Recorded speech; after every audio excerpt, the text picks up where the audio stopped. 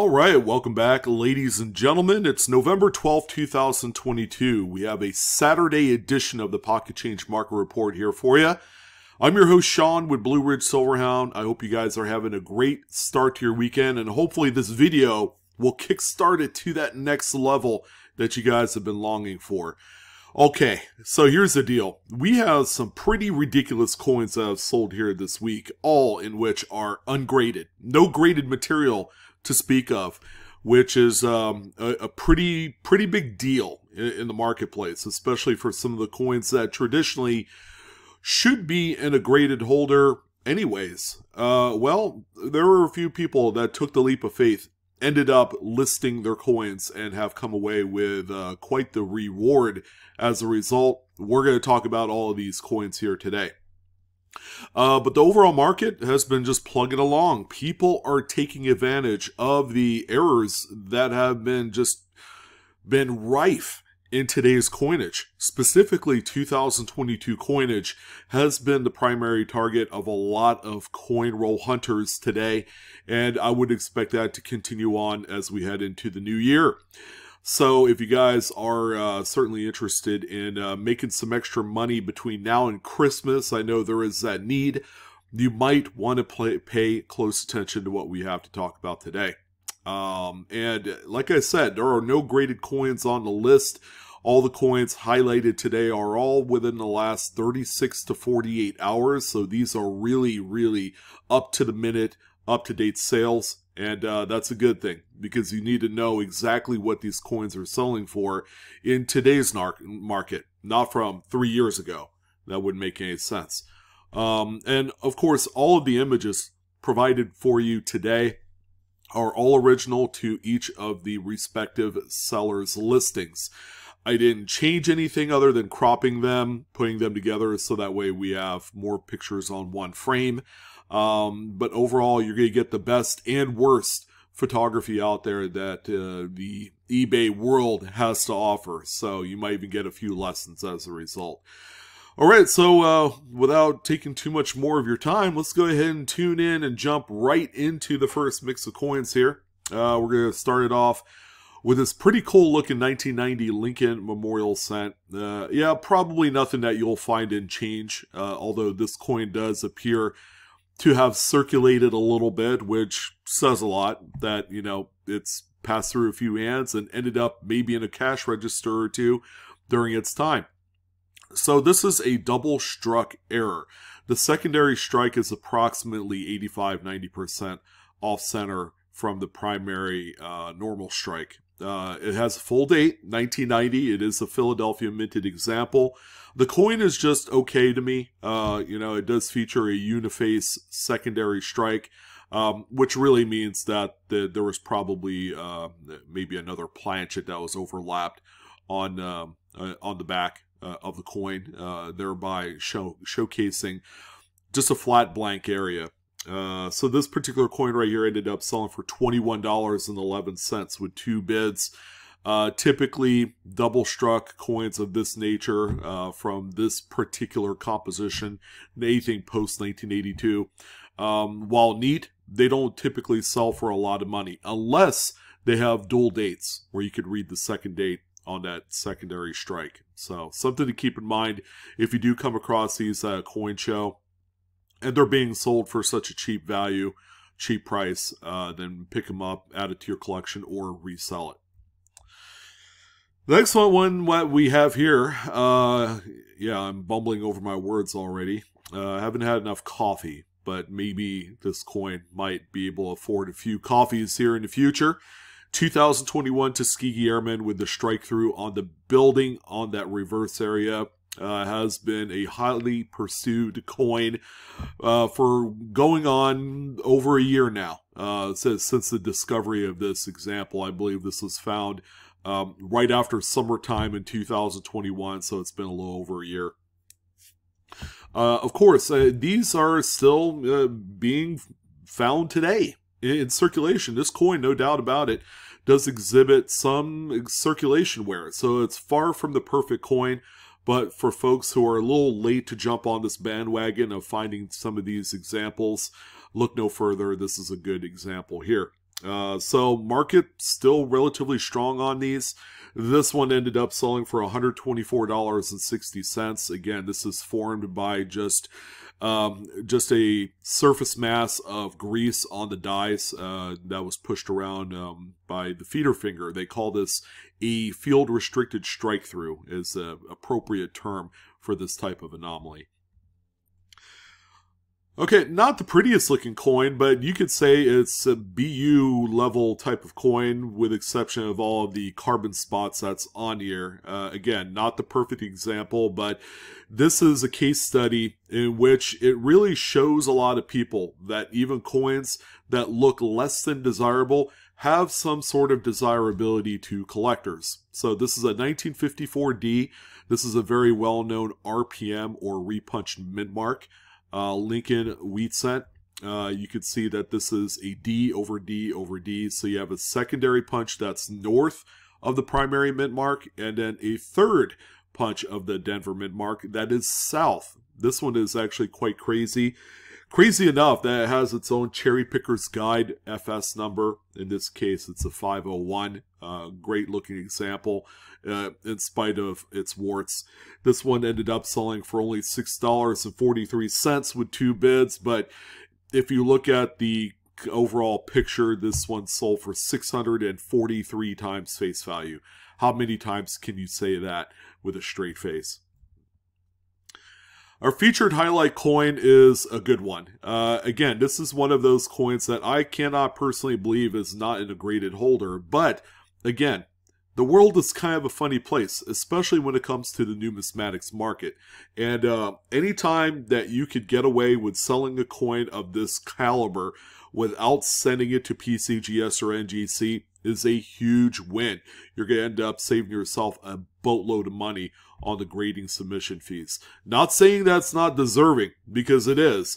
But this is a 1969D Lincoln Memorial cent that was, well, mistakenly struck on a dime planchet. So this is a copper nickel clad dime planchet that this thing was struck on, which is a little bit smaller than a traditional Lincoln cent copper planchet. You can see just some of the areas that are cut off, like the motto here, cut in half because of the size of the dime planchet is smaller, so you're not going to get all of the devices struck up on there. Pretty cool, very, very, very visually appealing in a sense that, well, it's supposed to be a copper coin, but it's not. The coin, I mean, just look at it. It has circulated quite a bit, so there was a lot of people who just didn't know what they have, or they just saw it as 1 cent. So that's unfortunate, but someone ended up finding it. This coin sold for $225.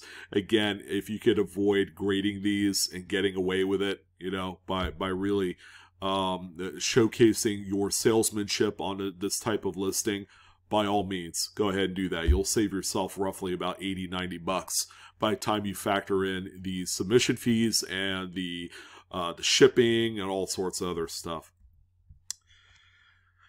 Cool one here. Again, another possibility that you could cherry pick at a local coin shop. This is an 1890 Indian Head cent, and the Indian Head series is a hoot to cherry pick through. It's a lot of fun to hunt because there is just a myriad of different types of varieties that can be found within the series. Not to mention all of the cool errors, like, you know, retained die cuts and cracks and all sorts of other. Clashing is another big one for the series.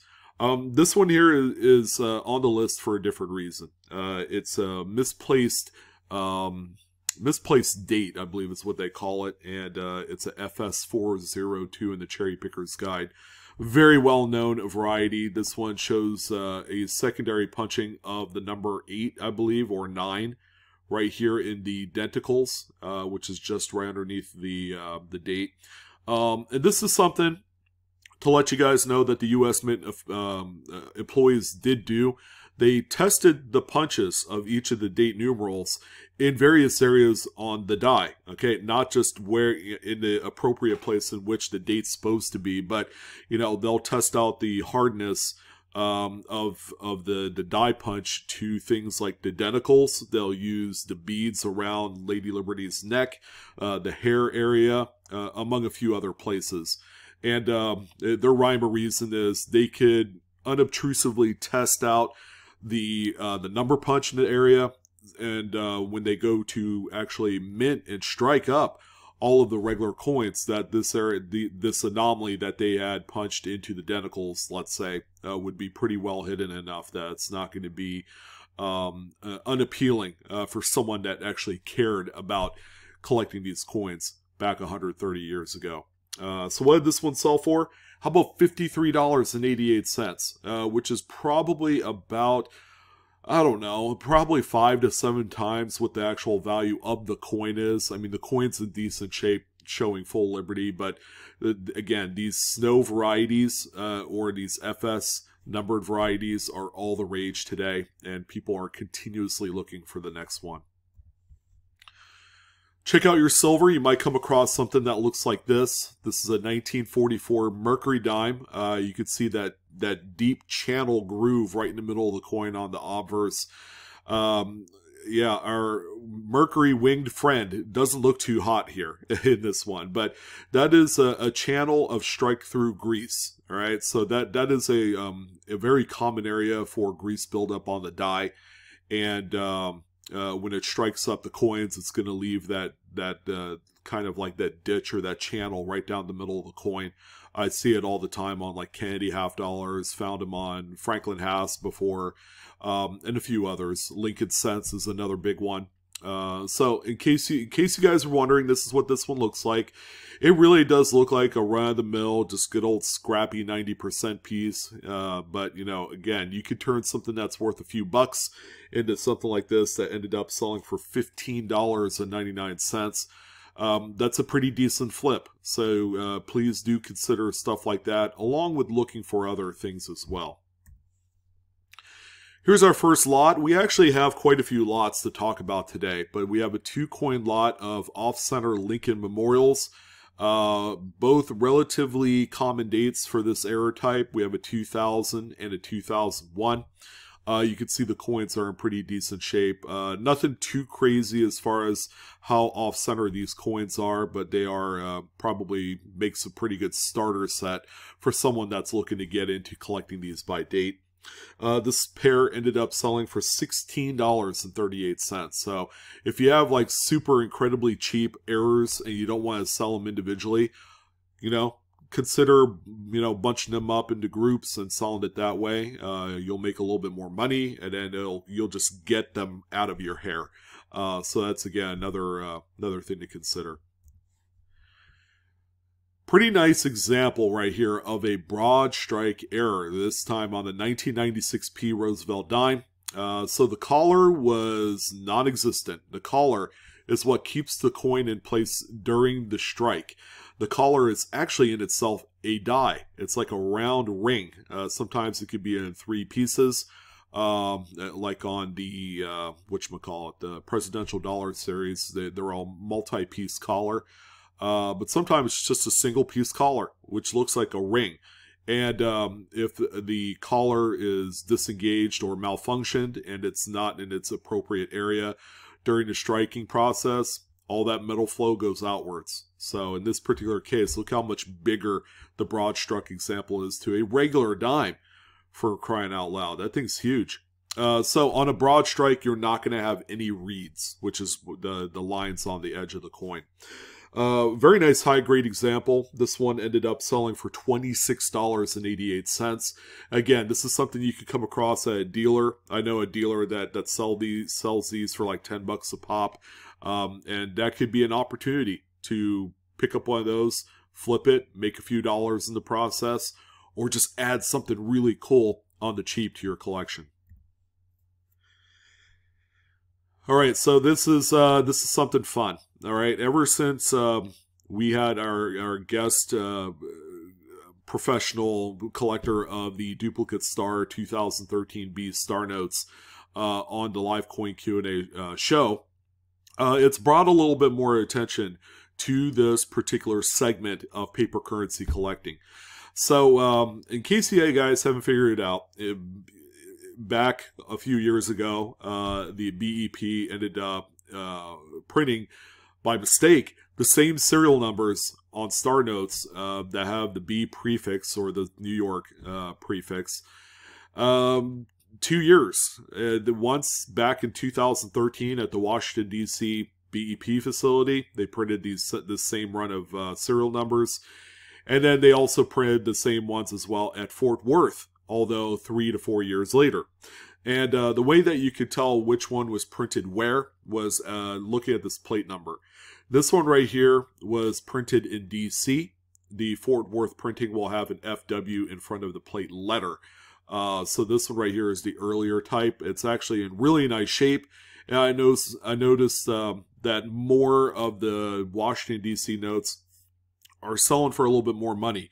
But make sure that if you come across these on eBay and you want to kind of like dip your toe into this, that you audit the serial number on mycurrencycollection.com, because there are folks that will have these notes and you would think that they're a 2013 B duplicate star, and there's an actual serial number range that is applicable for these notes. So always double check that. There are other 2013 Bs that aren't part of that run. So always double check it before you buy it. So this one here is sold for $27.50. Yeah, the picture isn't too good. Obviously, they nailed the picture of the reverse of the coin, which is strange. But this is the Wilma Mankiller. And this, ladies and gentlemen, believe it or not, is the high bar record sale of a raw example. Now, we've seen a few graded examples that have sold in the marketplace, and they've all easily sold for over $1,000. So here is the first one that is ungraded, that has sold for over that threshold. As a matter of fact, $1,305.60 was the final sale price. This one has the double retain cud on the obverse, right on top of Washington's head, and also that long, thick crack on the reverse as well. This is, again, a coin that exists out there as merely a come and find me if you can type of piece. They're worth a lot of money. I mean, $1,300 is like a huge step up in value for this coin. Let's see if the sale sticks. All right, I hope it does. If not, then, you know, that kind of gives us a little bit more information as to how this one was bid up. So up until, you know, we find out more, $1,305 is the highest sale price on this one. All right, now I've talked about this. If you didn't want to go through all the trouble of actually searching through the coins, you could always sell the raw bulk product, right? So this is what this seller did. He or she had a number of these $25 face value mixed circulated type of boxes. These are Loomis boxes, direct from the bank. And yeah, he or she had sold their last box at $60.94 shipped. So all in all, this person will probably end up making about $20, $22 profit. You could certainly do that. The higher the denomination, in theory, you would make more money. So always keep that on the back of your mind. If you just want to sling these and sell them the way they are, you know, you could actually do really well. I know folks that make, you know, an extra $400 or $500 a month by leveraging their local bank that actually would give them boxes like this. So if you have that ability, keep in mind, this is some extra money waiting in the wings. The seller sold all of theirs. All right. And this is a really good time to sell these because everybody's roll hunting right now. There's a quick little picture of what you can expect from one of those boxes. Again, just general circulated condition coins. Here's a slightly tougher date, 1989 Lincoln Memorial. That's about, what, 50% off center? Maybe 45, somewhere around there. Good looking, decent coin. This one sold for $9.50 with 4 bids. Not a huge, staggering amount of money, but it is one of the better looking coins from this seller. This person ended up selling about 5 or 6 different dates of off-center Lincolns. And again, condition sometimes doesn't matter. This time in the case of a 1955 D over D RPM Lincoln Wheat Cent, that has a very nice sized corrosion spot on the reverse. That would usually be a deal killer for most folks, but someone who's in it, you know, on a more affordable level are still looking for these. Pretty cool one here. So we have a secondary Denver Mint Punch that is south of the primary on this one. This is RPM number 2 for this date. This one sold for $7.25 with 8 bids. And a quick little check-in on the wide AMs. We did have a 1998 Lincoln Memorial wide AM reverse that sold. The coin is actually pretty nice. Nothing too pristine. It even has a fingerprint on the obverse there, if you could see it, you know, right above Liberty. But all in all, I mean, we are looking for this big gap between A&M in America. So that's your variety right there. This one sold for $17.75. So these things are beginning to kind of creep up a little bit in price, especially for much nicer examples. The low-end examples are still selling for pennies on the dollar, no pun intended. But again, another good one to look out for. Here's the other coin that I just couldn't believe was not graded, because you have to be absolutely careful about the three-legged buffalo nickels out there. The raw ones could be fake. You just never know. This one has everything that I believe makes it genuine. All right, it's got the die flow all over the place, which is notorious for this particular variety. You can even see this rainbowed pattern of just heavy die flow and all that great stuff right here under the Black Diamond's belly. But you can see that front legs are braided away, which is normal. 1937D is the date on this one.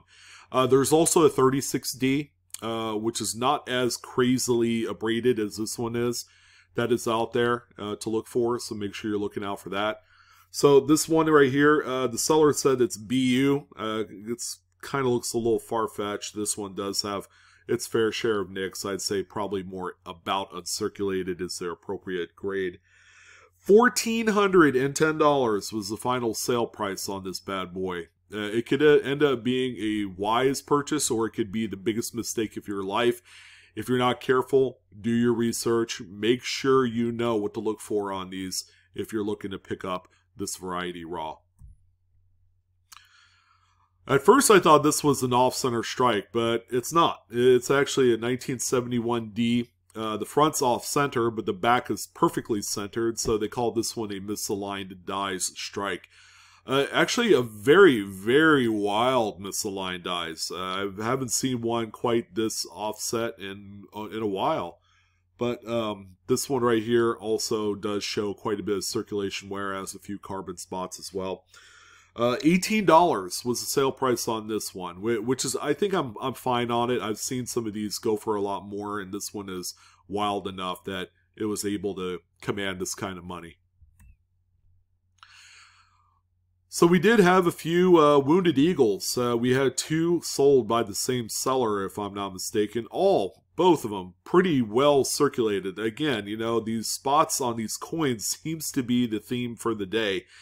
2000p is the target date you're going to look for on the Sacagawea dollars. The Wounded Eagle, of course, is these pair of die gouges that go through the breast area of the eagle on the reverse. So you have the longer die gouge, which is a raised event on here, and then a much smaller one. Sometimes, like on this one, shows more nicks and gashes and stuff, so it could obscure that. So as you can see, the coin's not in superb shape. However, it did manage to sell for $63.92 with 2 bids. Now this next coin looks a lot better. As a matter of fact, the seller had touted this one as being an AU level of coin. However, it does have a pretty sizable gash over one of the stars here on the reverse. Again, showing that raised die gouge anomaly going through the eagle, as you would expect. Again, a very, very, very common variety. So if you're not looking for these, then you will never find it. You actually have to go through rolls of dollar coins in order to locate some of these. This particular example, with that pretty nice sized gouge, sold for $65.98 with 3 bids. Consider these 2 coins to be kind of like the low end of the totem pole. I've seen these things regularly sell for between $80 to $120 in much better shape. So these are kind of like the lowest expectation of value based off of the condition of the coin. Pretty cool one here. This is actually, I saw the date. I'm like, that's got to be a typo. This can't be a 1995. Because gutter folds, traditionally you would find on older notes, you know, from like the 80s and earlier. But no, sure enough, this is a 1995. It's got a couple gutter folds, not just one. And the gutter folds are formed by simply just wrinkles on the sheet that never got pressed out before the printing occurred, which will leave a print over of the wrinkles. And this is your final byproduct, a very neat accordion-like type of note. I mean, on the reverse as well, you can see how crazy it is as well. So this one sold for $81.99 with 31 bids. Very, very active sale. Another piece of currency, this time a $1 bill, 1988, with a inverted third print. So we have a miscut, we have the inverted third print, which is upside down. Back of the note also showing the miscut quite prominently. The note is in high grades, probably found out of a fresh bank strap from the BEP. This one ended up selling for what I would expect at $434.25. Good work. Very nice sale. Here's our next lot. We have a lot of 6 just okay mint errors. The quarter up on the top left is slightly off center, but boy, is it all scratched up. So the coins in question have issues. The 2 clips are just clips. They're nothing spectacular. A lot of them have readable dates, but it's going to be up to you to decide if you want to actually purchase something like this to just simply flip by selling each coin individually. That could be a tough one here, considering that condition still does play a factor in what people want. And if it's just not there, you might be holding the bag to the coin that will be sitting on your eBay store for a year. You just never know. But in any event, this 6 coin lot sold for $34 with 33 bids. So again, a low level kind of bulky lot. Yeah, you know, just play it safe and be careful when you buy these. Okay, so this poor old coin here is all scraped up and destroyed. You see the front of this Maya Angelou quarter. This thing had a rough life, but it is one of our favorite varieties to find today. Again, 2022, ladies and gentlemen, has a host of various varieties and errors to look out for. Here's yet another one. This is the doubled earring. It's attributed as the Variety Vista DDR number 2. Yeah, this is one to look out for. Now, even with all the crap going on the front of the coin, I mean, this thing is rough. The coin still sold for $21.49 with 9 bids. We have traditionally seen an average sell price on this particular DDR for between 35 and 50 bucks. And, you know, I know that DDR number 3 has been shooting up quite a bit. We've been seeing over $100 per sold coin on that one. It is the rarest, the 3 known DDR attributed varieties. So this next seller had a lot of 4 Lincoln cent cuts. So there was little die breaks that ended up falling out, thereby producing these raised blobby areas on the coin that starts at the rim and go into the design. So this is a 78D. We got that one there. This next one here, 1989. The cut is at the 6 o'clock position on this coin. You also have the weakness on the reverse. 1981. Here at 3 o'clock this time. Note all the condition as well. Nothing too spectacular, but this is the error that everybody has been paying a lot of money for. And then finally, this one here over the word "we" in the motto on the 1984. So this 4 coin lot ended up selling for $136.04 with 7 bids, and that's just a testament to how good the market is on cut die breaks. They are quite popular today. If you do find them, they are a very nice for sure sale. So keep that in mind. Here's a 1961D Jefferson nickel struck on a defective planchet. So the planchet had a crack that is kind of like a fissure, almost like a canyon there. Excuse me. But yeah, a good one to look out for. I'm not a personal fan of these, only because most folks call them ragged clips and all that stuff, and it's like, nah, you know, it's a low-end type of error, and they're easy to find, especially on older type coins. This one sold for $23.50 with 21 bids. Now, this is a much more promising lot. We have some pretty nice, just beaming full red Lincoln off-center strikes. They're all copper-coated zincs. No readable dates. That's the only dig that I have on these 5 coins. But you can see just the condition on all of them are quite nice. This one right here, not really sure why we have exposed the scraped up zinc areas, but pretty cool nonetheless. $43 sale on this one. All right, coming up next here, we have our favorite 2021. This is the Washington crossing the Delaware quarter. Of course, we all know why this one's here. Again, you're going to look for Philadelphia minted coinage. These are also have been found on Denver's as well. So for you folks there on the West Coast, another, you know, another shot, another opportunity to find something cool there on the left coast. Yeah, we have an earlier formation of that crown die chip that everybody loves. Again, much like the Tuskegee Airman Strike Through, this is a coin that was found over a year ago with great popularity. So even ones that are this small still sell. $35.60 was the final sale price.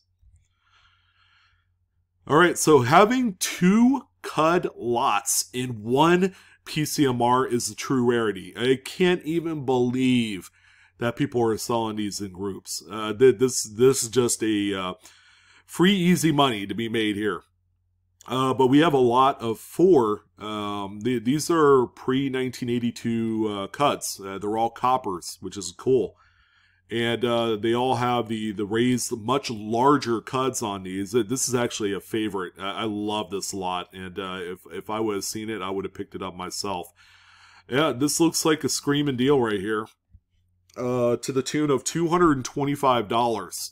Which is a pretty nice sale. I could see, you know, making about $100 on this by the time it's all said and done. You know, just simply flipping them for like $80 a pop, and then you'd be in like Flynn on this. Really nice.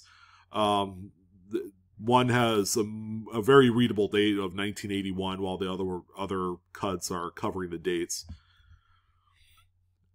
Oh boy, and yeah, this is a big one. We don't see this coin show up on the PCMR that often, but this is a worthy mention, and I'm going to mention it again. 2009 Denver, District of Columbia, I guess Territory Quarter. That's what they called them back in 2009, after the conclusion of the Statehood series.